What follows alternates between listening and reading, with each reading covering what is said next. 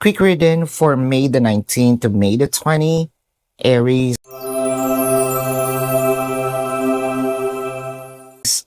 Your cards are the Eight of Swords, the Ten of Wands, and the King of Cups. So meron pa ditong mga ayaw pa munang sabihin, no?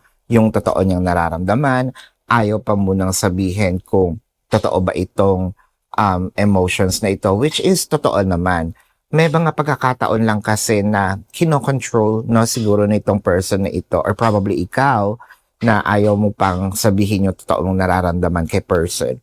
Medyo sinusurpress lahat ng feelings dito, pero nakikita ko may pagsiwalat eh. Kasi the more that you're suppressing, no, something, nagkakaroon siya ng pressure, and it felt like it's either siya mismo, no, ang magsisiwalat nito in time, or merong mga taong nakakapansin na nagsasabing, alam mo ba, meron niyang nararamdaman sa'yo, may feelings yan sa'yo, meron niyang lihim na pagtingin, at kahit anong tago, no, nitong person na ito, meron din talagang ibang taong nakakapansin. So this is your quick reading for May the 19th to May the 20th, Aries. My name is Daphne, but spirit calls me bye bye love.